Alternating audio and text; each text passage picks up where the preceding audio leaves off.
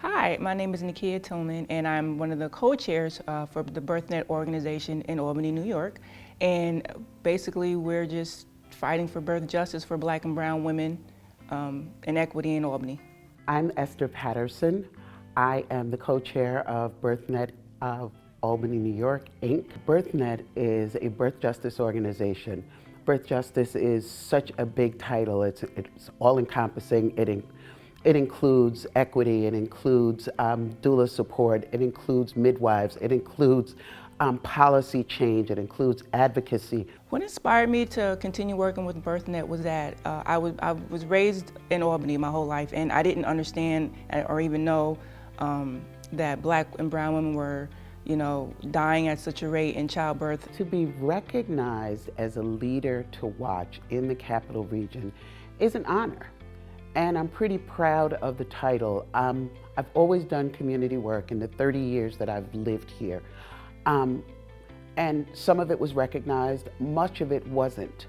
And you don't do this for recognition, you do this because of your passion, you do this because of your love, you do this because it matters and it makes a difference in the lives of people who can't fight for, who can't advocate for themselves. With the pandemic, we realized that we are extremely resilient, and when the pandemic hit, we, as women, we just said, we just have to refigure this out. How are we gonna continue to do our work with the mothers and the birthing mothers, and to make sure that they are, having safe births. The big thing we found out is that how resilient and flexible we are, okay? We had to do incredible paradigm shifts in the way that things were done. We had to advocate for doulas, advocate for birthing women with the hospitals, with administrators, because COVID changed everything. And because of the policy changes in the hospitals that were allowing only one person, we contacted the governor. We advocated for doulas to not be included as visitors, to be included as part of the medical support team. Then you can have a doula and a visitor. That was a complete policy change because hospitals initially, because of the pandemic and because of the fear that surrounded everything that was going on, were like, oh no, no one can come in. Initially it was no one coming in. And then it went from no one coming in to only one person coming in. And a birthing person should not have to choose between her support person and a doula. It should be, here is a part of my team, the medical support team, and they belong right here. And so does my partner.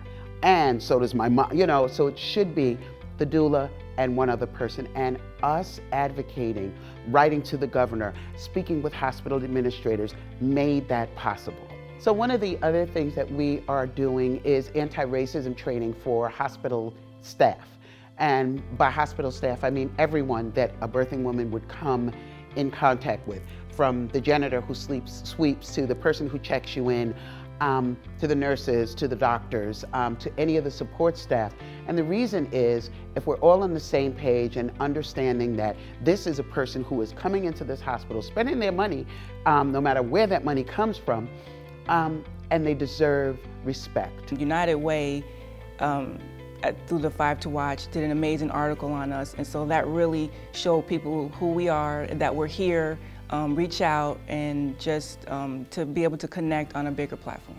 The cohort had a speaker come in, and this woman was phenomenal, and one of the things that she did was tell us to look at our mission statements and tell us, does your mission statements match with what you do? And the reality is, for most of us, it didn't. And we did some revamping of what our mission statement is, what we really truly want people to know about us. And it made a real difference in how we viewed ourselves and how others view us also.